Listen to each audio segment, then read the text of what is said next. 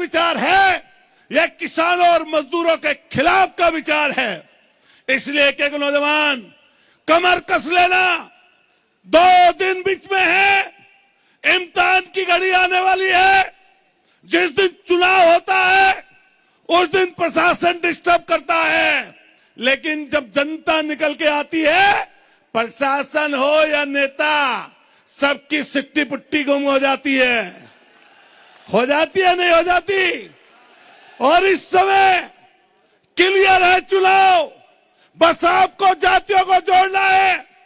जिस तरह बात हुई मीना समाज की, जिस तरह बात हुई धाकड़ समाज की, जिस तरह बात हुई हमारे मेघवाल समाज की, दलित भाइयों की, जिस तरह बात गुजर भाइयों की हुई, माइनॉरिटी के लोगों की हुई, इसके साथ साथ कश्यप प्रजापति जो 36 बिरादरियां हैं, जब उनको घरों से निकाल लोगे तभी आपकी जीत सुनिश्चित होगी, बड़ी जीत सुनिश्चित तभी होगी।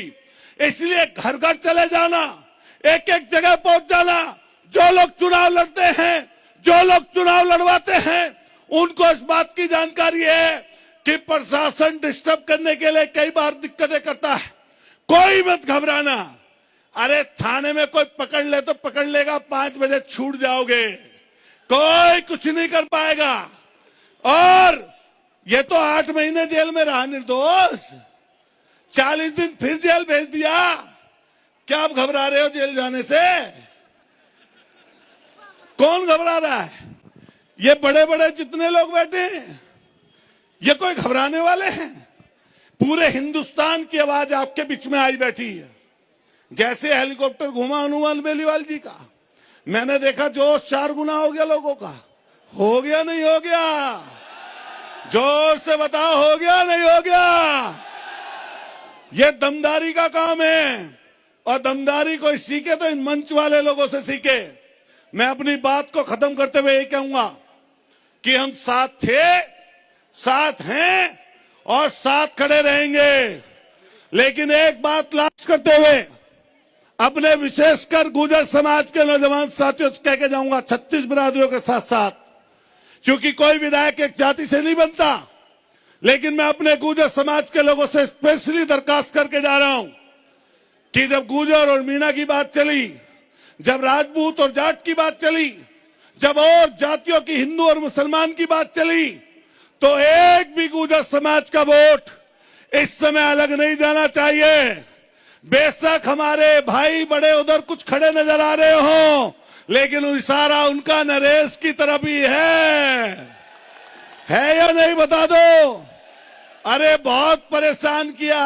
अब वो नारा तो मैं लगा नहीं पाऊंगा, भाया है भाया, ये तो गुड़ा साहब ही लगाएंगे, लेकिन सबके पास क्लियर है बात। लेकिन हाथ उठाइए, एक बार अपनी बात खत्म करते हुए कहना चाहता हूं, दोनों हाथ उठाइए और कसम खाइए कि 11 तारीख को पोलिंग खत्म होने तक, एक एक वोट डलवाने तक और फिर 14 तारीख की गिनती तक आप डटकर मिलकर इन चोरों का सामना करेंगे। बताइए तैयार है सब लोग? तो नारा लगाएंगे जोर से सब लोग इकट्ठे होकर। मेरी बात खत्म, जोर से बोलिए जय भीम। मुट्ठी बंद करिए, एक एक आदमी की आवाज जानी चाहिए। बोलिए जय भीम, जय भीम, जय फूले। जोर से बोलो जय फूले, जय भीम। चौधरी चरण सिंह अमर रहें।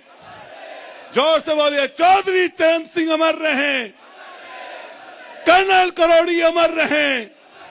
बोलिए देवनारायण भगवान की, बोलिए देवनारायण भगवान की, बोलिए तेजाजी महाराज की, बोलिए गुरुओं संतों की, सारे गुरुओं संतों की। बहुत बहुत धन्यवाद, बहुत बहुत आभार, बहुत बहुत शुक्रिया। नमस्कार, जय हिंद, जय भीम। धन्यवाद प्रधान साहब। चूंकि समय की कमी है, इसलिए मैं अब हम सबके मार्गदर्शक इस इलेक्शन कैंपेन में नरेश भाई के सारथी की भूमिका में आदरणीय राजेंद्र सिंह जी गुड़ा, राजस्थान सरकार के पूर्व मंत्री सम्मानित गुड़ा साहब से निवेदन करूंगा, हम सबको संबोधित करें।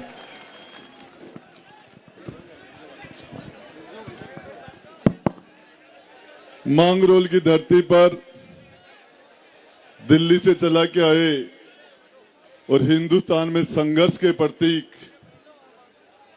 इस भाजपा की डबल इंजन की सरकार ने जिनके साथ जुल्म और सितम किए, जेल की यातनाएं दिलाई, और उसके बाद भी भाई नरेश की तरह अपने संघर्ष की धार को और ज्यादा तीखा करके लड़ाई लड़ने वाले आम आदमी पार्टी के फाउंडर मेंबर, आपका हाडोती और अंता की धरती पर बहुत बहुत स्वागत है। आज हनुमान जी बेनीवाल साहब जो पूरे संघर्ष के प्रतीक, ये मंच बहुत स्पेशल है और हकीकत में नरेश भाई इस मंच पर अच्छे गुर्दे वाले कलेजे वाले लोग ही बैठे हैं। तो हमारे आम आदमी, हमारे हनुमान जी बेनीवाल किसान नेता राजस्थान में संघर्ष कर रहे हैं और जो लोगों को न्याय दिलाने के लिए थानेदार भर्ती के लिए 4 महीने तक संघर्ष किया और लंबा संघर्ष करने वाले युवाओं के नेता हनुमान जी बेनीवाल साहब, अतुल जी प्रधान जो बार बार भाई नरेश जी की ताकत को बढ़ाने के लिए अपनी ताकत मिला के हर मुकाम पर हमारे साथ खड़े, और इसके साथ साथ हमारे भाई लाडले नेता नरेश जी मीना जो आप सबके दिलों की धड़कन है, राजस्थान के अंदर एक परिवर्तन की आवाज है और लाख हजारों की तादाद में इस मांगरोल की धरती पर मेरे नौजवान साथियों, बुजुर्गों, मां जगदम्बा के समान माता और बहनों, हमारे मोतियों समय प्यारे बच्चों, आपने सारे नेताओं को सुन लिया। अभी हनुमान जी को, संजय सिंह जी को हेलीकॉप्टर लेके जाएंगे और इनका हेलीकॉप्टर अंधेरा होने के बाद लैंड नहीं करेगा, इसलिए ज्यादा समय नहीं है बोलने के लिए। ये चुनाव, अरे भैया मुझे पता है तुम्हारा सुसु आ रहा होगा, लेकिन मैं भी सोता नहीं हूं आजकल। बैठ जाओ थोड़ी देर। मैं आपको बताना चाह रहा हूं, बैठ जाना भैया। पता है मुझे सुसु आ रहा होगा, पानी की प्यास तो तुम सहन कर लोगे, पर सुसु को कैसे रोके। ये चुनाव अंता का एक अलग से चुनाव है। राज के लगभग 2-2.5 साल निकल गए, 2.5-3 साल का चुनाव है। इससे कोई सरकार बन भी नहीं रही है, सरकार बिगड़ भी नहीं रही है, लेकिन इस चुनाव ने भाई नरेश आपने एक ऐसी क्रांति कर दी कि पहली बार कांग्रेस के वो नेता जो सांप और नवेली की तरह एक दूसरे से दुश्मनी रखते थे, आपने सचिन पायलट साहब को, अशोक गहलोत जी को, भंवर जितेंद्र सिंह को, रंधावा को, सारे के सारे लोगों को एक मंच पर लाके खड़ा कर दिया। मैंने मेरे 20-25 साल के राजनीतिक जीवन में कभी किसी प्रभारी मंत्री को गांव-गांव में धूल फांकते हुए मैंने नहीं देखा। रंधावा गांव-गांव में धूल फांक रहा है। राजस्थान का प्रभारी रंधावा गांव-गांव में खाक छान रहा है, मैंने कभी नहीं देखा। कांग्रेस के सारे नेता एक मंच पर भाई नरेश को मारने के लिए आ गए। और दूसरा, भजन लाल जी और वसुंधरा जी एक रथ के ऊपर एक, पहली बार क्या कमाल कर दिया भाई नरेश भाई आपने। और आपने मुझे और हनुमान जी को पहली बार एक मंच में बैठाने का ये कमाल भी आपने कर दिया। ये आज मंच पर पॉलिटिकली हम पहली बार बैठे। संजय सिंह जी, मैं आपको बताना चाह रहा हूं, ये अंता का चुनाव, नरेश मीणा को कोई क्रांतिकारी बोलता है, कोई छात्र नेता बोलता है, कोई इसको युवा नेता बोलता है, मैं तो इसको इलाज बोलता हूं। ओम बिड़ला का इलाज है ये प्रमोद जैन भाया, शांति धारीवाल, इन्होंने चप्पल निकाल रखी है। संजय सिंह जी ये कह रहा जूते तब पहनूंगा पाँव में जब ओम बिड़ला का इलाज कर दूंगा। तो ये अपने आप में बहुत बड़ी बात है। मैं आप सब लोगों को बता रहा हूं, 2028 का जो चुनाव, मैंने एक बार टोंक में जेल में मिलने के लिए गया था मैं भाई नरेश से, और मैंने वहां जब पुलिस वाले मुझे मिलने नहीं दे रहे थे तो मैंने कहा था, अरे पुलिस वालों, ये नरेश एक दिन टिकट बांटेगा, एमएलए का, एमपी का टिकट बांटेगा, मैंने कहा था। मैं आज फिर कह रहा हूं, मुझे हंसी आ रही थी, नरेश भाई कांग्रेस से टिकट मांग रहे थे। अरे तुम देने वाले बढ़ोगे टिकट, ये टिकट ये जनता बैठी है, जनार्दन बैठी है। इस नरेश भाई को जिस तरीके से कुरुक्षेत्र के अंदर अभिमन्यु को सारे महारथियों ने चारों तरफ से घेर के मारा, उस तरह के कांग्रेस और बीजेपी के सारे नेताओं ने मिलके जो यातनाएं दी, के अंदर को बदमाशी करने की सोचेगा, लूट करने की सोचेगा, तो सबसे पहले उस नौजवान के चेहरे में उसको नरेश का चेहरा याद आएगा। और फोन लगा के, फोन का बटन दबा के कह देना कि नरेश से बात करेगा, सीधा सुधर रहा है, 1 मिनट में इलाज हो जाएगा। 14 तारीख के बाद में आपके मोबाइल के एक बटन के अंदर करंट निकलेगा, उस करंट से आपके सामने खड़ा हुआ कलेक्टर पटवारी बन जाएगा, आपके सामने खड़ा हुआ एसपी सिपाही बन जाएगा, डॉक्टर मरीज का ठीक तरीके से इलाज करेगा, तहसीलदार रिश्वत नहीं लेगा, एसडीएम सुधर जाएंगे। और एक बात बता देता हूं, थप्पड़ एक ही नहीं है, और लगेंगे, बता रहा हूं, पक्के लगेंगे, लेकिन एसडीएम के लगे नहीं लगेंगे, बड़े वालों के लगेंगे। जो भी जनता के साथ अन्याय करेगा, अत्याचार करेगा, उसका इलाज पूरी ताकत से कर दिया जाएगा। जनता मन बना चुकी है। और आपको संजय सिंह जी मैं बताना चाह रहा हूं, राजस्थान के अंदर कांग्रेस और बीजेपी ने मैच फिक्स कर रखा है, एग्रीमेंट कर रखा है। वसुंधरा राजे के सामने यहां से बड़े बड़े नेता निकले, वसुंधरा जी के सामने अशोक गहलोत कमजोर कैंडिडेट देता है, अशोक गहलोत के सामने वसुंधरा कमजोर कैंडिडेट देती है। इनका मैच फिक्स है और इसका इलाज कर दो। इन नेताओं को जाना है। मैं आपको 2-3 नारे लगाऊंगा, 2-3 नारा। कांग्रेस, बीजेपी और कांग्रेस आई, चोर चोर मोसेरे भाई। बीजेपी और कांग्रेस आई, बीजेपी और कांग्रेस आई, बीजेपी और कांग्रेस आई। तख्त बदल दो, ताज बदल दो, इन गुंडों का राज बदल दो। तख्त बदल दो, ताज बदल दो, तख्त बदल दो, ताज बदल दो। इनकलाब, नरेश तुम संघर्ष करो, नरेश तुम आगे बढ़ो। धन्यवाद, जय हिंद। अब मैं हमारे आदरणीय मुख्य वक्ता भाई साहब हनुमान जी बेनीवाल को हेलीकॉप्टर लैंड 4:30 बजे के तक टाइम रहता है हेलीकॉप्टर का, इसलिए मैं आदरणीय हनुमान जी बेनीवाल से निवेदन करूंगा कि वो आपको संबोधित करें।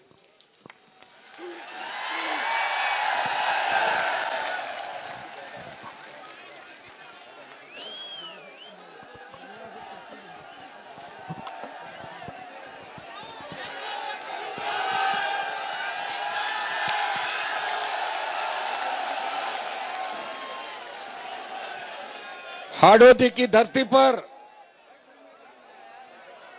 अंता मांगरोल में आज इस ऐतिहासिक रैली के अंदर मंचासीन आप पार्टी के बड़े नेता, बड़े भाई और जिनको मोदी की ईडी और सीबीआई ने बार बार परेशान करके जेल के अंदर डाला, गरीब पीड़ित शोषित किसान की हमेशा राज्यसभा के अंदर मजबूती से आवाज उठाने वाले संजय सिंह जी, हमारे उत्तर प्रदेश से समाजवादी पार्टी के बड़े नेता विधायक अतुल प्रधान जी, राजस्थान सरकार के पूर्व मंत्री और इस चुनाव का संचालन कर रहे हैं राजेंद्र गुडा जी, मध्य प्रदेश से पधारी बड़ी बहन ममता जी मीणा, छोटे भाई और हाड़ौती का ही नहीं, राजस्थान के लाडले विश्वविद्यालय के समय से संघर्ष और जिनके जीवन के अंदर संघर्ष ही संघर्ष लिखा है।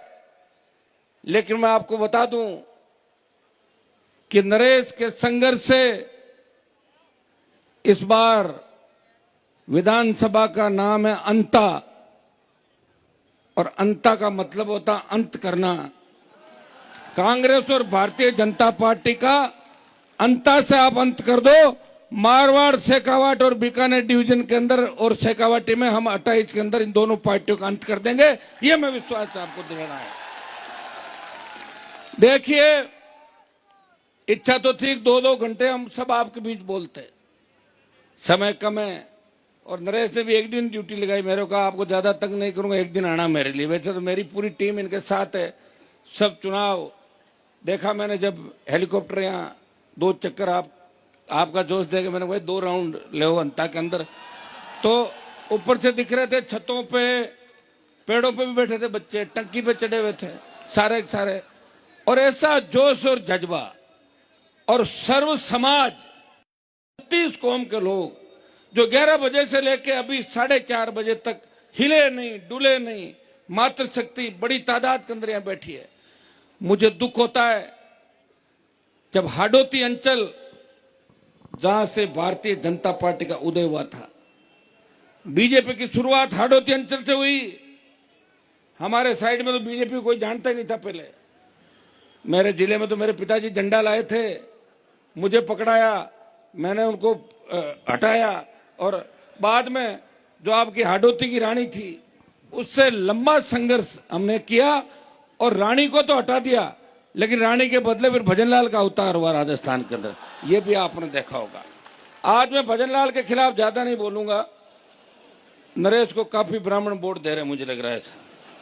वैसे ब्राह्मणों को एक चीज ध्यान रखनी चाहिए कि अगर हम लोग नहीं होते तो वसुंधरा नहीं जाती, और वसुंधरा नहीं जाती तो भजनलाल सीएम नहीं बनता। इसलिए ब्राह्मण समाज को समझना चाहिए कि भजनलाल के मुख्यमंत्री बनाने के अंदर भी कहीं न कहीं हमारा पर्दे के पीछे वाया मीडिया रोल है कि मैडम का जादू खत्म किया और भजनलाल अवतरित हुआ। ये वाक नहीं हुआ। हाँ, ये सही है, अभी कानून व्यवस्था राजस्थान के अंदर चौपट हो गई है। इस सरकार के राज्य मंत्री, मैडम का एक बयान पढ़ रहा था मैं, मैडम का दामाद जिसको सीबीआई ढूंढ रही है खुद को, और उसने बोला कि प्रमोद जैन भाया खनन माफिया है। मना किसने किया? 2 साल से आपकी सरकार है। भजनलाल जी तो चाहे जो कर देते हैं, कौन रोकता? भजनलाल जी तो ट्विटर को टूटर कह देते हैं। सुनिए, भजनलाल जी का एक मैं भाषण सुन रहा था जोधपुर में, फ्लाइट तो रात में उड़ती है, वो कह रहे थे संजय सिंह जी कि मेरी रात फ्लैट में उड़ेगी। सारी रात को फ्लैट में उड़ेगी, फ्लाइट रात में नहीं। वो चूकते हैं, आदत है। वैसे देश के अंदर अगर जिंदा मोदी को किसी ने श्रद्धांजलि देने की ताकत है, वो राजस्थान के मुख्यमंत्री भजनलाल ही दे सकते। कह दिया मोदी जी को श्रद्धांजलि, और सत सत अकाल, सत श्री अकाल नहीं, सत अकाल के मतलब 100 साल अकाल पड़े। और कोटा के अंदर बोले बुराइयों के साथ हैं, अहंकारियों का साथ देना है। अब देखिए, हो सकता है उनका बाल में, मुझे तो लगता नहीं उनका मन कैसा, किस तरह की बातें निकलती है, या लोग जो देते हैं लिख के उसमें वो पढ़ देते हैं। मुझे कोई बता रहा था, शिखर अग्रवाल जो उनका सेक्रेटरी है, वो फाइल ले जाता है, आखिरी पन्ना पढ़ाता है जिसमें भजनलाल लिखा तो दस्तखत कर देते, चिड़ी मार दो आप, ये भजनलाल। ये हालत राजस्थान की है भाइयों। वसुंधरा जी ने इस डिवीजन आपको ही नहीं ठगा, पूरे राजस्थान को ठगा, जाटों को ठगा, हमारे सबको। जाटों की बहू, राजपूत की बेटी, गुजरों की समधन, रेबारियों की, मीणाओं की बुआ, एसी की बाणजी, उसकी मौसी, उसका ये उसका वो, लगातार। और दुर्भाग्य इस बात का देखिए कि लगातार हाडोती अंचल ने, झालावाड़ ने वसुंधरा जी को कम संख्या के अंदर वोट जब गिनाए, उसके बाद भी इनको जिता के यहां से भेजा। लेकिन यहाँ न कोई सड़क है, स्कूल का जो हादसा हुआ था, मैं आना चाह रहा था, नरेश को उस दिन गिरफ्तार कर लिया। कांग्रेस पार्टी जो राजस्थान के अंदर विपक्ष की भूमिका निभा रही है, कांग्रेस के 8 सांसद राजस्थान से, जब लोकसभा चल रही थी, संजय सिंह जी, 7 बच्चे हमारे स्कूल के अंदर छत गिरने से शहीद हो गए, 6 ट्राइबल के थे, 1 ओबीसी का बच्चा था। 8 कांग्रेसी लोकसभा के अंदर एक शब्द नहीं बोले। अगर लोकसभा के अंदर भी नरेश ने मुझे टेलीफोन किया, अंदर से मैसेज किया, भाई साहब इस मामले को उठाना है, मैं तख्ती लेके बेल में घुसा और लोकसभा को रोका कि हमारे बच्चों को न्याय मिलना चाहिए। हाडोती अंचल से भाइयों जो जोश दिखाई दे रहा आपके अंदर, नौजवानों, ये जोश आज 8 तारीख है, 9 तारीख कल शाम के बाद 10 और 11 तारीख को सरकार गुंडागर्दी करने की कोशिश करेगी, लेकिन नौजवान के सामने सरकारी तंत्र फेल हो जाता है। हर क्रांति का नायक नौजवान था।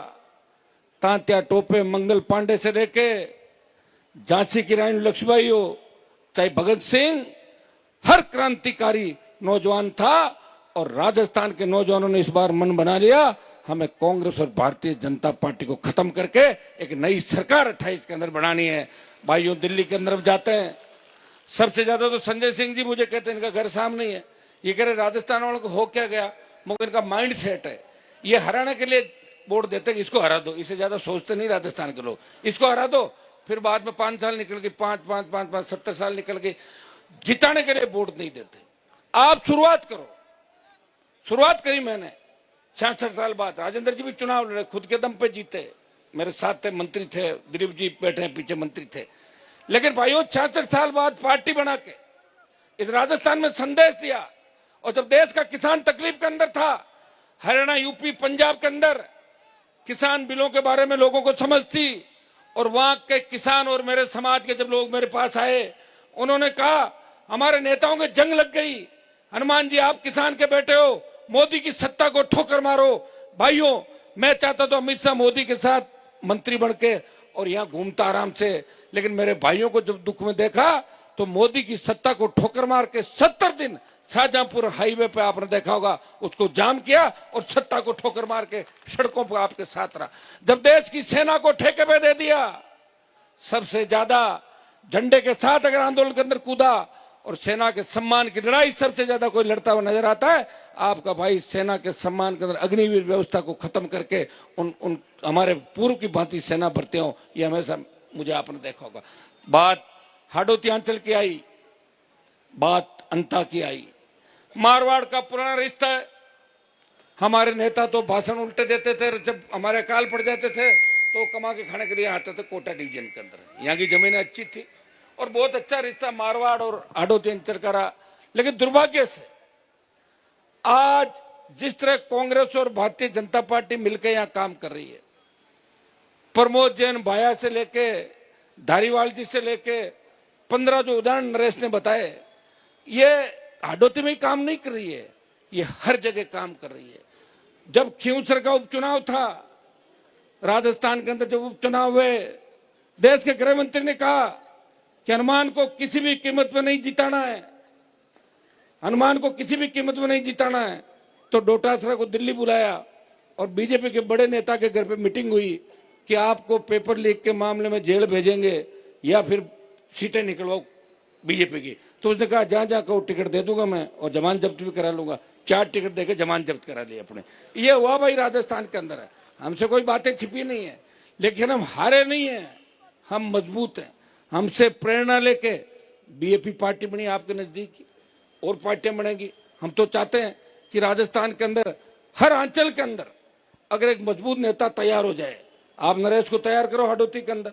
नरेश हाडोती से आता है, शेखावाटी के बैठे राजेंद्र जी, दिलीप जी हमारे बैठे, संजय सिंह जी को भी ले आएंगे। इस बार कहां जाएंगे, हमारे साथ रहेंगे सपा वाले और सारे आप वाले राजस्थान में, इनका तो साथ रहना ही है भाई। आप भी तो यहाँ सपोर्ट करोगे सारे, और राजस्थान में बहुत बड़ा बदलाव हो सकता है।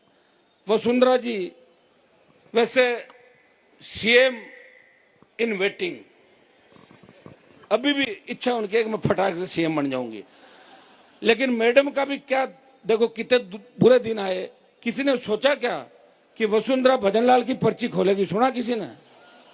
भाई मैं तो अगर होता तो पर्ची को या तो निगल जाता या फाड़ के फेंक देता, मेरा नाम ले लेता। मेरा नाम है दिल्ली से, क्या कर लेता कोई? वो क्या कर लेता? हो जाते, ताड़ी बज जाती, हो गया सारा। तो अब बताओ वसुंधरा पे क्या बीती होगी, और मैडम अब क्या भला कर लेगी? अंता में कह रही कि मेरी इज्जत का सवाल है। अरे कितनी बार इज्जत रखी है आपकी राजस्थान के लोगों ने।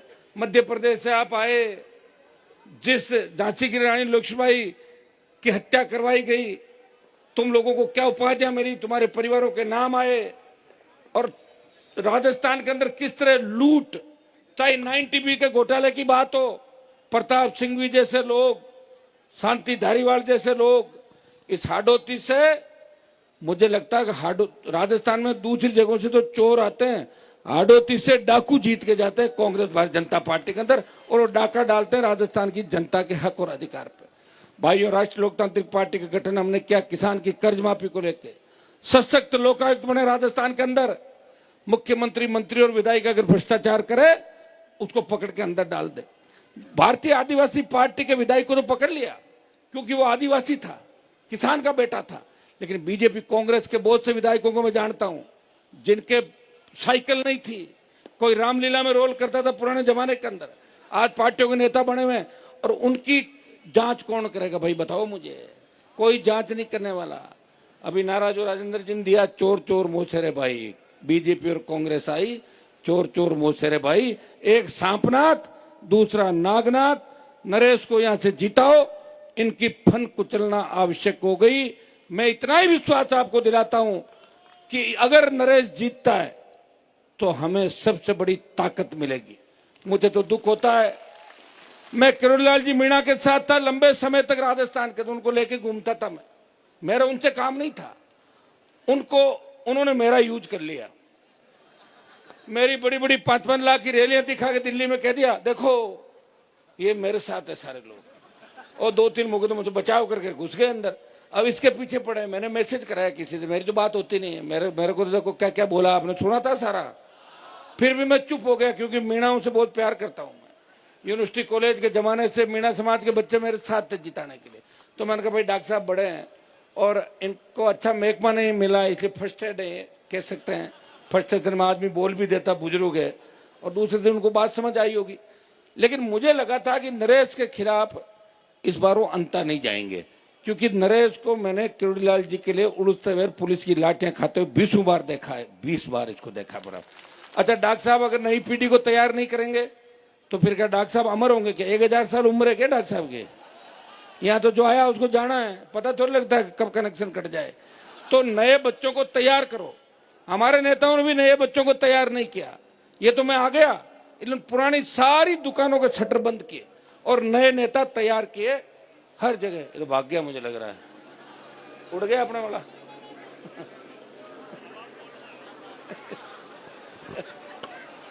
अब अभी मुझे आपके बीच और रहना है, इसलिए भाग गया हेलीकॉप्टर वाला। भाइयों, इस चुनाव के अंदर मैं पर दिन अंता की रिपोर्ट ले रहा था। पर दिन 25 से शुरू हुए लोग कि नरेश के 25,000 आएंगे, फिर 30,000, 35,000, 40,000, आज 60,000 प्लस पर नरेश। 2 दिन और मेहनत करोगे ठीक रहेगा तो 60 का 75,000 की ओर चला जाएगा। ये जैन जी जो नेपाल के अंदर क्रांति लेके आई, इस वर्ल्ड के बड़े बड़े देशों के अंदर आपने देखा होगा कि नौजवानों के भीतर कौन सी आग है। नौजवान इस व्यवस्था को बदलना चाहता है। नौजवान चाहता है कि थाने तहसील कचहरी के अंदर वो किसान जाए या उसका काम हो तो उसको सम्मान कैसे मिले। नौजवान चाहता है एक तरफ गरीब और एक तरफ अमीर, ये भेद कैसे मिटे, इस खाई को कौन पाटेगा।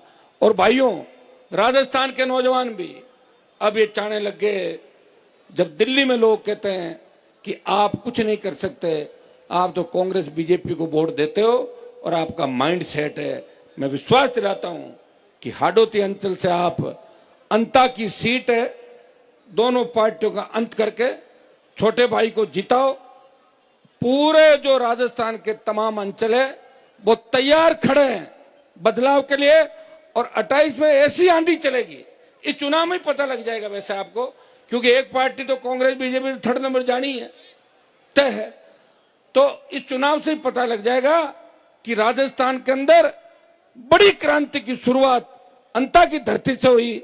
हमारे वहां तो बड़ी बड़ी हुंकार रैलियां, 5 लाख, 2 लाख, अभी बीकानेर में मैं करके आया था 1.5 लाख से 1.5-2 लाख लोगों की रैली एक उस पे आह्वान पे। और यहां जिस हिसाब से ये चुनाव चर्चा का विषय बन गया, मैं हेलीपैड पे था, हेलीकॉप्टर से बच्चे चले मुझे छोड़ने, कोई गाड़ी में था, कोई एयरपोर्ट पे, सब चिंता कर रहे थे। वो गरीब तो चिंता सारे कर रहे थे कि नरेश जीतना चाहिए। भाई पैसे वाले हमारी चिंता थोड़ी करेंगे, वो तो भाया की चिंता करेंगे, धारीवाल की करेंगे, दूसरों की करेंगे, या जो दूसरे सेठ है उनकी चिंता करेंगे। भाइयों, फसल बीमा का जो पैसा प्रीमियम आपसे ले लेती है, और कितने बड़े घोटाले हो रहे हैं। घोटाले कर कौन रहा है? आपके लीडर जो फसल बीमा कंपनियों में कहीं न कहीं पर्दे के पीछे से मिले हुए हैं। यहां समर्थन मूल्य पे खरीद नहीं हो रही।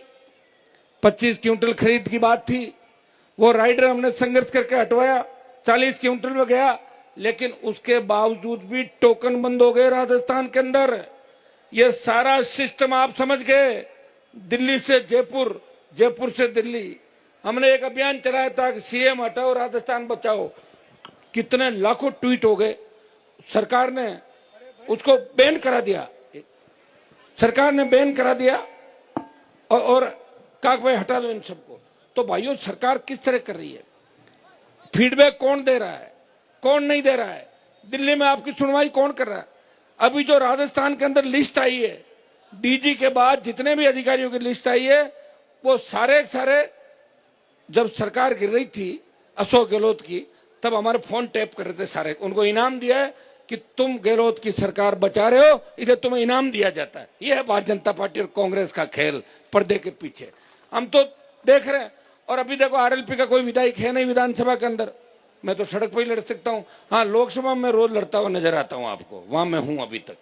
नरेश को भेज दो, ये हमारी भी कमी पूरी कर देगा सबकी। राजेंद्र जी हम वो जब होते थे तो करते थे। ये रहेगा, ये अंदर लड़ेगा, वैसे अंदर जाएगा तो भी लड़ेगा और बाहर आ जाएगा सस्पेंड हो गया। तो एक बार अंदर तो भेजो इसको। इस बार इसकी ख्वाहिश पूरी करनी है। मैं हाथ जोड़ के आपसे अपील करना आया हूं कि हनुमान बेनीवाल किसान कौम के लिए 25 साल से राजस्थान में लड़ रहा है, हर समाज के लिए। लोग मुझे जातिवादी नेता कहते हैं, लेकिन 2016, 17, 18 की मेरी रैलियां देखना, उसमें मैंने लिखा था कि ब्राह्मण बनिया राजपूत को भी आर्थिक आधार पर आरक्षण मिलना चाहिए। कहने वाले कहते रहेंगे, इनसे कोई फर्क नहीं पड़ता। जो लड़ेगा लोग उसके पीछे होंगे। कहां तो हमारे बड़े नेताओं के क्या क्या नाम होते थे, कहां चले गए पीछे, पता ही नहीं चला उनका। इसलिए भाइयों, बहुत उम्मीद के साथ नरेश की इच्छा थी कि भाई साहब हेलीकॉप्टर से आओ। हेलीकॉप्टर का जुगाड़ करने में बड़ा जोर आता, तुम जानते हो ना। और बीच में और भाग गया, देखो छोड़ गया, भाग गया। कोई दूसरा था, दूसरा नहीं आ रहा तो गाड़ी से ही जाएंगे। सबको इस ऐतिहासिक जलसे के लिए बहुत बहुत बधाई। और यहां आने के बाद मुझे लगा, देवली उनियारा के अंदर जो एसडीएम का थप्पड़ कांड हुआ, तब नरेश के खिलाफ हमारे जाति के अधिकारियों को लामबंद किया। मेरे को मीडिया वालों ने पूछा कि हनुमान जी वो जाट था। मैंने कहा मैं उसके 4-5 थप्पड़ मारा, नरेश ने तो एक ही मारा, ठीक किया उसको। आप ये बताएं। गोविंद डोटासरा कह रहा है कि मैं बहुत बड़ी जाति से आता हूं, तो तू डराएगा क्या? तू तो कांग्रेस से निकाल दे, निर्दलीय लड़ा दो, 3000 वोट ही नहीं आए। निर्दलीय वोट लेने में बहुत जोर आता है, तो पार्टी का चिन्ह का वोट होता है। तो मैं भी उसी जाति से आता हूं। आ गया ना हेलीकॉप्टर लेके साथ में। मुझे दुख डॉक्टर साहब का है कि डॉक्टर साहब को तो यहाँ आकर फॉर्मेलिटी करके चले जाना चाहिए। ये कह के जाना चाहिए कि मैं तो फॉर्मेलिटी करना आया हूँ, नरेश को जिताओ, अंदर ही अंदर ही बात करके जानी चाहिए। लेकिन उनकी आदत है, उनकी आदत है, वो किसी दूसरे की तो प्रशंसा उनको स्वीकार ही नहीं है। मैं सबसे ज्यादा खास रहा, मेरे वहां तो मीणा वोट कम है, लेकिन डॉक्टर साहब कह रहे ये भी ज्यादा क्यों घूम रहा, कहीं इधर नहीं आ जाए, इस साइड में जाता हूं मैं, आपके लिए लड़ता हूं, सबके लिए। आपका जो भी, मैं तो गुर्जर आरक्षण आंदोलन जब हुआ था, प्रधान जी बैठे तभी हम सड़कों पे थे। आज भी तमाम समाजों को उनका हक अधिकार मिले। धाकड़ समाज बहुत बड़ी तादाद के अंदर कोटा झालावाड़ के अंदर है, लेकिन धाकड़ समाज को कौन सा प्रतिनिधित्व मिला? बना देगा हीरालाल जी को मंत्री कुछ समय के लिए। आपको भी पता है हीरालाल जी कितनी चल रही है, किस तरह काम कर रहे हैं। धाकड़ समाज, सर्व समाज, यहाँ पे मीणा, गुजर, धाकड़, आपका जो एसी का, बाबा साहब के सपने कैसे पूरा करोगे, बताया ना इन्होंने सारे। तो मिलजुल के शोषित पीड़ित तबका, जाट समाज, राजपूत समाज, तमाम समाज, ब्राह्मण, बनिया, सर्व समाज। देखिए आजादी का आंदोलन जब चला था तब सारी जातियां आई थी, और जब बड़ी लड़ाई आ जाती है तो छोटी लड़ाइयों को छोड़ के बड़ी लड़ाई के लिए सारी जातियां मिलकर लड़ाई लड़ती है। लड़ी नहीं कोरोना के खिलाफ आप। तो ये सोच लो, इस कांग्रेस और भारतीय जनता पार्टी को हाडोती की धरती से भगाना है। अंता आप दे दो नरेश को, और राजस्थान दे देंगे हम आपको, इतना ही विश्वास। और फिर मैं आपको बता दूं, जो जो नाम नरेश ने बताया, चाहे धारीवाल हो, चाहे सिंघवी हो और भाया हो, ये 24 घंटे के अंदर अंदर अगर घघरी पहना के और सड़क पर नहीं निकाल दिया तो हमारे को बता देना। आजकल घघरी बड़ा ट्रेंड चल रहा है, घघरी पहना के मुलजिमों को ले जाते हैं सारे। ये हम आपके लिए कर सकते हैं, आप सबको इस ऐतिहासिक कार्यक्रम के लिए। और मैं तो गदगद हो गया, संजय सिंह जी भी गदगद हो गए। आना तो हम दोनों को साथ था, आए अलग अलग, लेकिन हमारा मकसद, मिशन जो मंच पे बैठे हम सबका एक ही मिशन और एक मकसद है कि राजस्थान में बदलाव हो, इन दोनों पार्टियों को घर बिठाएं, तीसरी ताकत खड़ी करें। और तीसरी ताकत की शुरुआत हाड़ौती की धरती से आप लोगों को करनी है।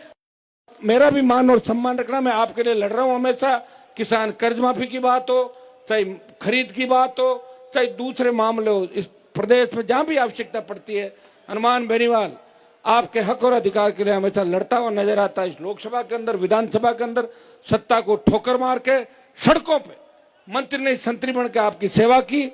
और आगे भी आपको विश्वास दिलाता हूं, इस प्रदेश के अंता के हाड़ौती के किसान का जहां पसीना बहेगा वहां खून दे के भी मैं आपके उसको हक और अधिकार दिलाऊंगा। इतना विश्वास मैं आपको दिलाता हूं। भाई नरेश मीणा की 11 तारीख को 6 बजे तक आपको इसी ताकत के अंदर एक एक व्यक्ति को सोशल मीडिया के माध्यम से, दूसरे माध्यमों से एक चीज का ध्यान रखना, लोग आपको उकसाएंगे, कोशिश करेंगे झगड़ा करे, ये करे वो करे। चुनाव आपके पक्ष में है, एक एक वोट पहुंचना चाहिए और पूरी ताकत के साथ लग जाओ। और अंता के सर्व समाज से मैं अपील करता हूं कि अगर हमने आपके लिए कुछ इस राजस्थान को दिया है 25 साल के अंदर, तो हाथ जोड़ के हमारी अपील है, हम सब मंचासीन नेताओं की अपील है कि सारे भाई, कांग्रेस बीजेपी को तो रोज जिताते हो और हराते हो, और भाया तो और आगे हो जाएगा। घनी चोरी कर ली, क्या करोगे? पूरी रेत खा गया राजस्थान की, बजरी खा गया। और बीजेपी का जो पकड़ के लाए कैंडिडेट, इनको भी बन भी जाए तो क्या कर लेगा? घने लल्लू बैठे बीजेपी के अंदर, कौन पूछता है? कि नरेश को भेजो और हमारा मान और सम्मान रखो। हम हमेशा आपके लड़ते रहेंगे। एक नारा लगाए, जय जवान, जय जवान, इंकलाब।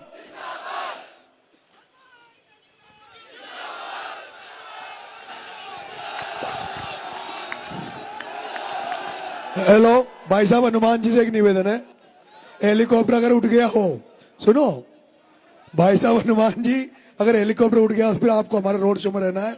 और सुनो भाई, हमारे बीच में बैठो, एक बार बैठो।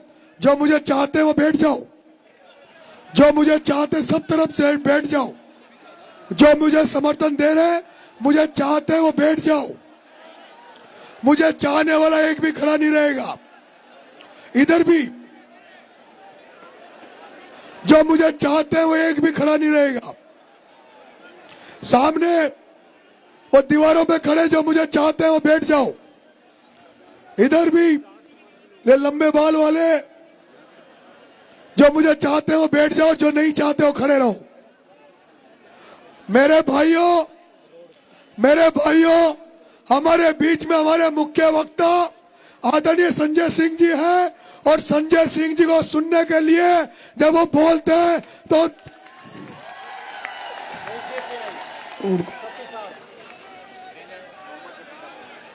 मोहम्मद सफी साहब को बुलवा दें एक बार, एसडीपीआई वाले मोहम्मद सफी साहब को। और हमें यहाँ समर्थन देने हमारे जो एसडीपीआई के राष्ट्रीय उपाध्यक्ष हैं मोहम्मद सफी जी, वो बोलेंगे। और उसके बाद में संजय सिंह जी बोलेंगे। और मेरे भाइयों, उसके बाद आप सबके लिए मेरे अंता के प्रधान कार्यालय पे खाने की व्यवस्था करिए। हम सारे लोग यहाँ से पैदल हम गाड़ियों से यहाँ से शीशवाड़ी होते हुए अंता तक रोड शो करेंगे। रोड शो यहाँ मुख्यमंत्री भजनलाल जी, वसुंधरा जी ने भी किया, कांग्रेस के नेताओं ने भी किया। लेकिन आज जो रोड शो होगा वो मांग रोड से लेकर अंता तक होगा। इसलिए अभी मोहम्मद सफी साहब बोलेंगे, उसके बाद संजय सिंह को आप सब सुनेंगे। और उसके बाद मेरे साथ सारे के सारे लोग अंता तक चलेंगे। मोहम्मद सफी साहब।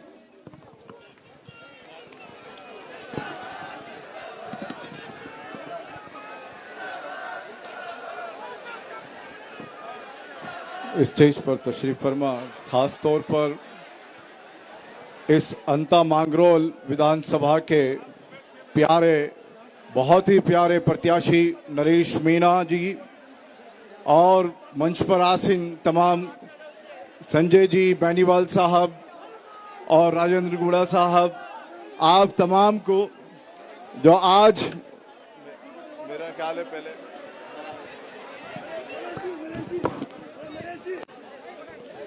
हमारे अतिथियों का स्वागत सम्मान बड़ा हार पहनाकर किया जा रहा है।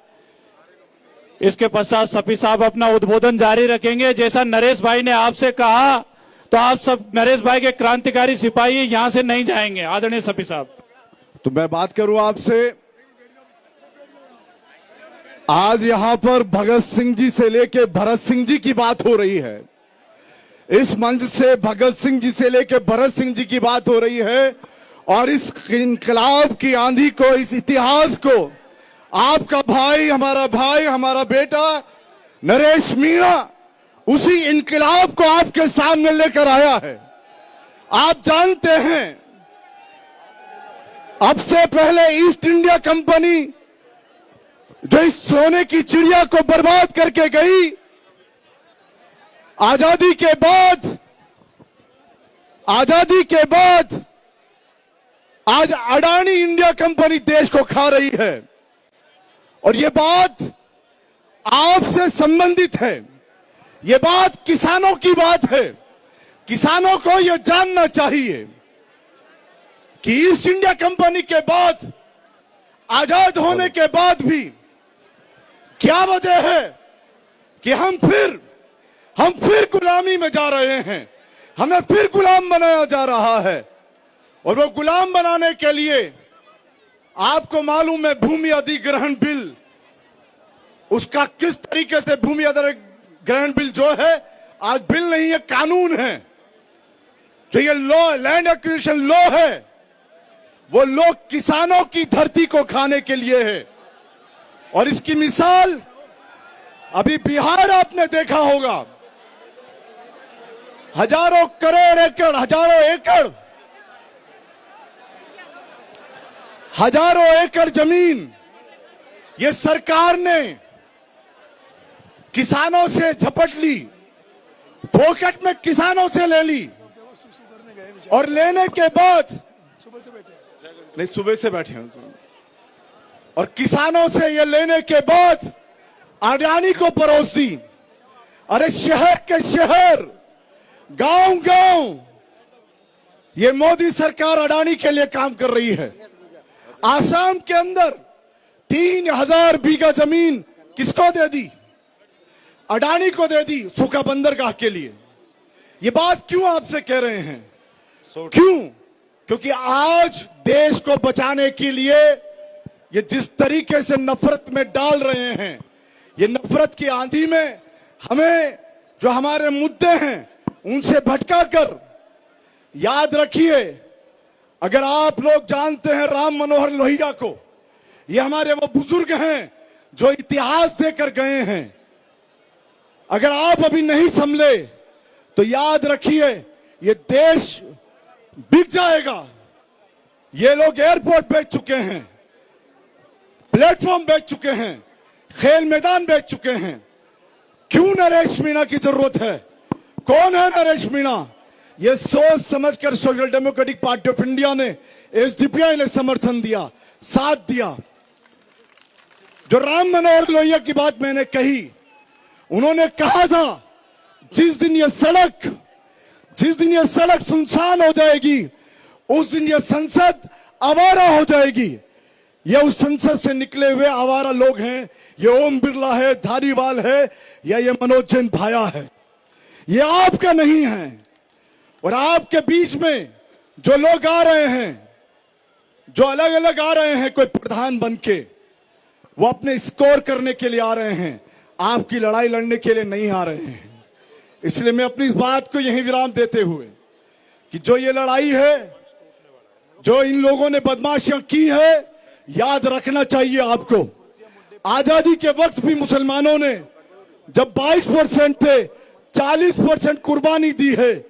आज भी इस देश को बचाने के लिए ऐसे जवान के साथ अपना खून पसीना देने के लिए हम लोग आ गए हैं। और ये लड़ाई हाड़ौती के लाल की नहीं है सिर्फ, ये प्रदेश का लाल है। जब टोंक उनियारा से खड़ा हुआ राजधानी के पास से, तो भी लोगों ने भर भर कर वोट दिए। आज हमारा बेटा हमारे आड़ोती से खड़ा है, संता मांगरोल से खड़ा है, और तमाम मुसलमानों को यह जिम्मेदारी देके जाता हूं कि आप समझ लीजिए, और ये भी समझ लीजिए वो लोग जो भाया की दलाली कर रहे हैं, जो दलाल लिखते हैं, उन दलालों को भी ये कह के जाता हूं कि वो लोग, तुम्हारी पूछ हो गई है एसडीपीआई की मदद करने से, तुम्हारी पूछ नहीं थी।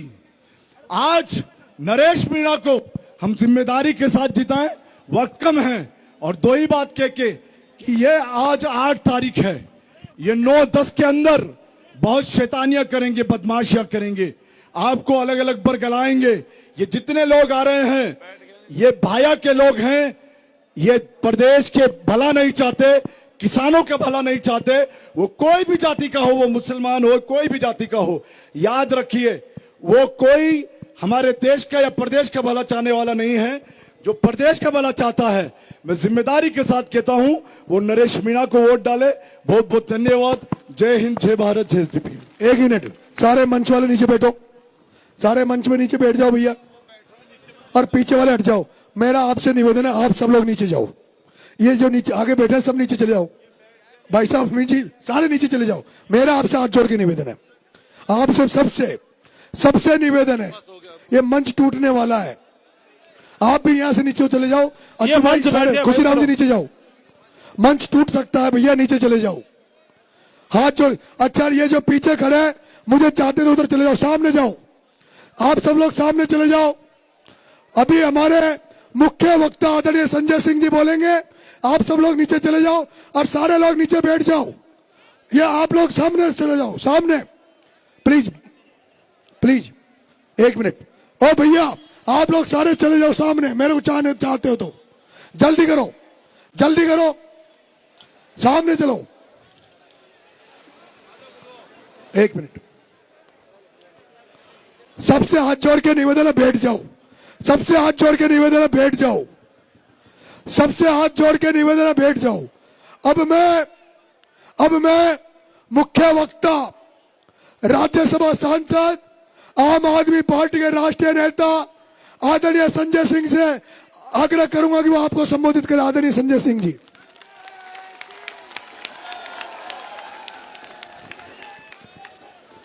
भारत माता की, भारत माता की। मंच पे आसीन नागौर से लोकसभा के सांसद, आरएलपी के राष्ट्रीय अध्यक्ष भाई हनुमान बेनीवाल जी, आपके बीच में हर सुख दुख में आपकी लड़ाई लड़ने वाले तेज तर्रार संघर्षशील नेता भाई नरेश मीणा जी, जिसके लिए इतनी बड़ी तादाद में आप लोग इकट्ठा हुए हैं, पूर्व मंत्री राजस्थान सरकार के और इस महाभारत की लड़ाई के अर्जुन भाई राजेंद्र सिंह गुड़ा जी, जो लगातार कंधे से कंधा मिला के साथ में चल रहे हैं। और हमारे बीच में उत्तर प्रदेश के पूर्व मुख्यमंत्री अखिलेश यादव जी का संदेशा लेके अतुल प्रधान जी आपकी लड़ाई में आपके साथ हैं। हमारे बीच में आम आदमी पार्टी का एक एक कार्यकर्ता पिछले 10-12 दिनों से नरेश मीणा के साथ लगा हुआ है। मैं अपने कार्यकर्ताओं का भी अभिनंदन करता हूं, उनका भी वंदन करता हूं। साथियों और दोस्तों, आज इस अंता की धरती पे इतने बड़े जन सैलाब के साथ इकट्ठा होके आपने संदेश दिया है कि भारतीय जनता पार्टी और कांग्रेस दोनों का अंत अंता में होने जा रहा है, दोनों का अंत होने जा रहा है। राजस्थान वीरों की धरती है, क्रांतिकारियों की धरती है। भारत की सेना में रह के अपने प्राणों की आहुति देने वाले उन वीर जवानों की धरती को मैं नमन करता हूं, जिसके लिए लड़ाई लड़ने का काम नरेश मीणा करते हैं। नरेश मीणा आपकी लड़ाई लड़ने का काम करते हैं, संघर्ष करते हैं। साथियों और दोस्तों, मैं इसलिए आया, बिहार के चुनाव प्रचार में था। बिहार का चुनाव प्रचार खत्म भी नहीं हुआ था, अरविंद केजरीवाल जी का फोन आया, केजरीवाल जी का संदेश आया। उन्होंने साफ तौर पे कहा, एक हमारा साथी संघर्ष कर रहा है, उसके लिए आपको जाना है, और मैं दिल्ली से चल के आज आपके बीच में हूं। क्या इतिहास है इस शख्स का। आपने इनको खून से तौल दिया, अपने शरीर का खून निकालकर इनको तौल दिया। पहली बार इतिहास कायम किया आपने। अरे जिस समाज से आप लोग आते हैं, आपके आईएएस, आपके आईपीएस, आपके बड़े बड़े अधिकारी, एक विधायक बनाने की जिम्मेदारी आपकी है। इस बार विधायक बना के आप इनको भेजना। और दूसरी बात, पैर में चप्पल नहीं है इनके। ये चप्पल पहनेंगे कि नहीं पहनेंगे, बताओ आप। पहनेंगे ना, पहनेंगे ना। इनके संघर्षों की दास्तान बेनीवाल साहब रास्ते में सुना मैंने, बहुत सारे साथियों ने बताया। हम और अतुल प्रधान जी थे झालावाड़ में, बच्चों की मौत हो गई स्कूल की बिल्डिंग गिरने से, जहां पे 2 बार के मुख्यमंत्री रहती हैं, वहां पर बिल्डिंग गिरने से 7 बच्चों की मौत हो गई। और पता चला कि भारतीय जनता पार्टी की सरकार ने मुआवजे के तौर पे बकरी देने का काम किया। मैं बीजेपी वालों से कहना चाहता हूं, वो बकरी के बच्चे नहीं थे, वो इंसानों के बच्चे थे जिनकी मौत हुई थी, वो बकरी के बच्चे नहीं थे। आप बकरी दे रहे हो मुआवजे में।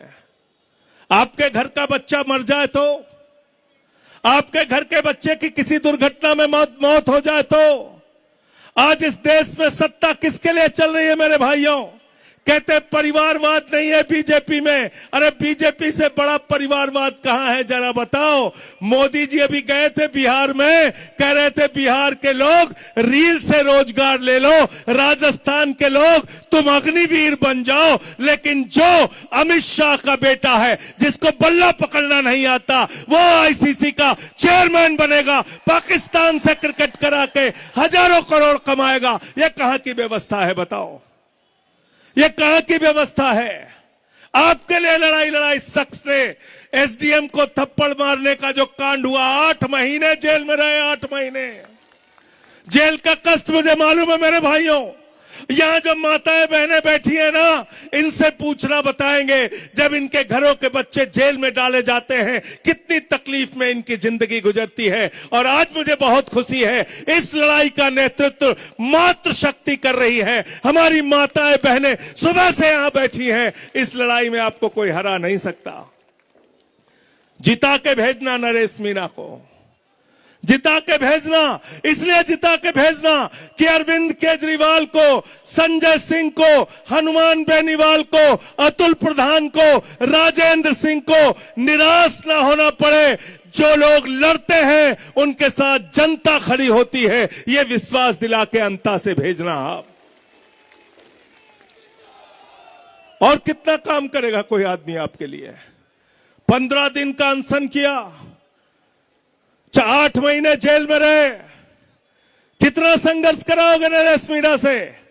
और आज बहुत खुशी की बात है कि इनके लिए कोई एक जाति नहीं, मीणा भी इनके साथ, जाट भी इनके साथ, गुर्जर भी इनके साथ, राजपूत भी इनके साथ, दलित भी इनके साथ, पिछड़ा भी इनके साथ, हिंदू भी इनके साथ, मुसलमान भी इनके साथ, सिख भी इनके साथ, ईसाई भी इनके साथ, नौजवान भी इनके साथ, किसान भी इनके साथ, और हमारी माताएं बहनें भी इनके साथ। इनको कोई हरा नहीं सकता। जिता के आपको भेजना है। जिताओगे कि नहीं जिताओगे बताओ? और चुनाव निशान भी बहुत बढ़िया है। क्या चुनाव निशान है? क्या चुनाव निशान है? अपने श्रम, अपने खून, अपने पसीने से ये गन्ना पैदा करता है किसान, लेकिन उसको दाम दिलवाने के लिए लड़ाई लड़ने का काम किसानों के नेता भाई हनुमान बेनीवाल, भाई नरेश मीणा, भाई राजेंद्र सिंह, अतुल प्रधान जैसे लोगों को सामने आकर लाठियां खानी पड़ती है, संघर्ष करना पड़ता है। मैं आपसे ये कहने के लिए आया हूं, आपके लिए विधानसभा में एक आवाज तो ऐसी होनी चाहिए जो राजस्थान के खजाने की रखवाली कर सके, और वो कोई कर सकता है तो नरेश मीणा कर सकते हैं। कोई एक आदमी तो हो जो बच्चों के स्कूल के लिए आवाज उठाए, मिड डे मील के लिए आवाज उठाए, टूटी सड़कों के लिए आवाज उठाए, अस्पताल की दवाइयों के लिए आवाज उठाए। वो कौन है? वो आपका ये बेटा बन सकता है। बेटा, इसको जिता के भेजना। मैं बार बार जिताने की अपील इसलिए कर रहा हूं, मुझे पता चला, मैं इनके वीडियो देख रहा था, 3 बार चुनाव हार चुके हैं, 3 बार, 2 बार चुनाव हार चुके हैं। पिछली बार दूसरे नंबर पे थे, इस बार नंबर 1 पे आपको पहुंचाना है। कब तक ऐसे लोग हारते रहेंगे जो आपके लिए लड़ते हैं? कब तक ऐसे लोग हारते रहेंगे जो आपके लिए लाठियां खाते हैं? अभी ठीक कहा बेनीवाल साहब ने, आपके नेता मीणा जी जो आज बीजेपी में मंत्री हैं, उनके लिए इन्होंने लाठियां खाई, जेल गए, आपके लिए लाठियां खाई। उस लाठी का बदला 11 तारीख को ले लेना और 14 तक लड़ाई लड़ना। एक बात मैं आपसे कह के जा रहा हूं, ये बीजेपी कांग्रेस वाले 1 नंबर के बेईमान लोग हैं। काउंटिंग अंतिम समय तक पूरी तरह से कराना और सर्टिफिकेट लेके इनको अपने कंधे पे बिठा के तब बाहर आना, उससे पहले मत आना। ये बड़े बेईमान लोग हैं। आपका कौन कांग्रेस का प्रत्याशी? भाया भाया भाया भाया। मैंने पूछा लोगों से क्या करता है, बोले गरीब आदमी, किसान, मजदूर 2 वक्त की रोटी खाता है। कांग्रेस का प्रत्याशी बजरी खाता है, रेता खाता है, मिट्टी खाता है, गिट्टी खाता है, माइनिंग खाता है, पूरी की पूरी खान खा जाता है। ऐसा प्रत्याशी कांग्रेस ने उतारा। और इनसे कौन कौन लड़ रहा है? आपके इस गरीब बेटे से कौन कौन लड़ रहा है? जिनको आपने अपना खून देकर चुनाव मैदान में उतारा है, उनसे कौन लड़ रहा है? उनसे वसुंधरा राजे भी लड़ रही हैं, उनसे पर्ची वाले मुख्यमंत्री भजन लाल भी लड़ रहे हैं, उनसे पूरी की पूरी कांग्रेस पार्टी लड़ रही है, उनसे पैसा लड़ रहा है, उनसे शक्ति लड़ रही है, उनसे पूरी सत्ता लड़ रही है। लेकिन जिसके साथ जनता होती है, उसके सामने सत्ता झुकती है। सिंहासन खाली करो कि जनता आती है। यह नारा यहां से आपको देना होगा। यह राजस्थान की वीर भूमि, अग्निवीर की चर्चा बेनीवाल साहब कर रहे थे। इन्होंने लड़ाई भी लड़ी, आवाज भी उठाई। लेकिन मैं आपको एक बात याद दिलाना चाहता हूं, सेना को ठेके पे देने की जो बात इन्होंने कही, आप कल्पना कीजिए 4 साल में सेना के जवान को आप कहते हो रिटायर होके वो घर बैठेगा, 17 साल में जवान बनेगा, 21 साल में रिटायर हो जाएगा, बाप नौकरी करेगा, बेटा रिटायर हो जाएगा। वाह मोदी जी, वाह भारतीय जनता पार्टी के लोगों, मोदी जी आपको 75 साल की उम्र में तीसरी बार भी प्रधानमंत्री बनना है और राजस्थान के बेटे को 4 साल में आप रिटायर कर दोगे। ये व्यवस्था हमें मंजूर नहीं है, ये अग्निवीर हमें नहीं चाहिए। सेना में जैसे पहले भर्ती होती थी वैसे ही भर्ती चाहिए। और इस बात को कोई उठा सकता है तो आपका ये भाई, आपका ये बेटा, ये नरेश मीणा उठा सकते हैं इस आवाज को। इसलिए अंत में इन्हीं लाइनों के साथ केजरीवाल जी का संदेशा आपके बीच में लेके आया हूं। वो भी स्कूल के लिए काम करते हैं, अस्पताल के लिए काम करते हैं, और हमारी पार्टी को भी बेनीवाल जी ने दिल्ली के अंदर सपोर्ट किया था, आके साथ दिया था। इस मंच पे जो लोग बैठे हैं, ये संघर्ष करने वालों का साथ देने वाले लोग हैं। हमारी बहन ममता मीणा जी जो आई हैं, हमारे जो मुक्तेश्वरानंद जी के संदेश लेके जो यहाँ पे आए हुए हैं, पूजनीय लोग, इन सब का एक ही संदेश है साफ तौर पे, ये अमन बिक रहा है, चमन बिक रहा है, गरीबों के तन का कफन बिक रहा है, बाजारों में बहनों का तन बिक रहा है। यारो बुरा न मानो तो कह दो, इन बेईमानों के हाथों वतन बिक रहा है, इन बेईमानों के हाथों वतन बिक रहा है। इस वतन का सौदा करने वाले लोगों से, इस वतन को बचाने के लिए, राजस्थान की धरती को बचाने के लिए, अंता को बचाने के लिए बीजेपी और कांग्रेस दोनों का अंत 11 तारीख को कर देना, अपने वोट की ताकत से कर देना, और ये बता देना कि ये देश किसी मोदी के फरमान से नहीं चलेगा, ये देश किसी भजन लाल और वसुंधरा राजे के फरमान से नहीं चलेगा, ये देश किसी कांग्रेस पार्टी के फरमान से नहीं चलेगा। ये देश अगर चलेगा तो बाबा साहब डॉक्टर भीमराव अंबेडकर के संविधान से चलेगा, बाबा साहब के संविधान से चलेगा। अंत में पीछे तक हाथ उठा के आपको यह यकीन और भरोसा दिलाना है कि 14 तारीख को सर्टिफिकेट लेके आप काउंटिंग स्थल से आएंगे, नरेश मीणा को अपने कंधे पर उठा के, और उस जुलूस में हम सारे लोग शामिल होंगे। इंकलाब, भारत माता की, भारत माता की, नरेश मीणा, नरेश मीणा। सुनो सुनो भाई, ये पीले चावल है, ये पीले चावल है मेरे भाइयों। मैं 14 तारीख से दिन रात मेहनत कर रहा हूं, मैं दिन रात मेहनत कर रहा हूं। मेरा बेटा अनिरुद्ध भी आपसे तो अपील करेगा, बेटा अनिरुद्ध अपील करेगा, और बेटा अनिरुद्ध आपको ये पीले चावल बांटेगा। इन पीले चावलों को लेकर आपको अब ये प्रचार की कमान संभाल रहा हूं। आपको नरेश मीणा बढ़कर ये पीले चावल ले जाकर, और 11 तारीख तक मेरे चुनाव का प्रचार का काम मैं आपको सौंप रहा हूं। बेटा अनिरुद्ध आपको 2 मिनट संबोधित करेगा। बेटा, आप सभी को मेरा राम राम। आप सभी मेरे पापा को ज्यादा से ज्यादा वोट देकर चुनाव जिताए।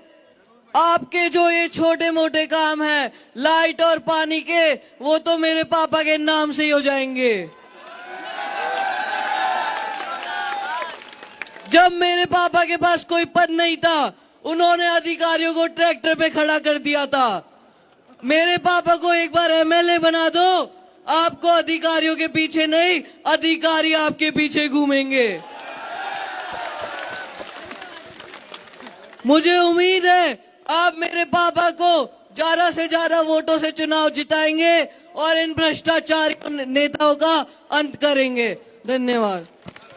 और मैं एक बात कहूं, ये नाती का भाड़ा नहीं है, ये मर्दों का भाड़ा है, मर्दों का, ये मर्दों का भाड़ा। देख लो, यहाँ मेरे यहाँ लल्लू पंजू नेता नहीं आने। आप सबको बहुत बहुत धन्यवाद। सबको अंत तक रोड शो में चलना है, और सबको अपने प्रधान कार्यालय पे मेरी तरफ से खाना खिलाया जाएगा।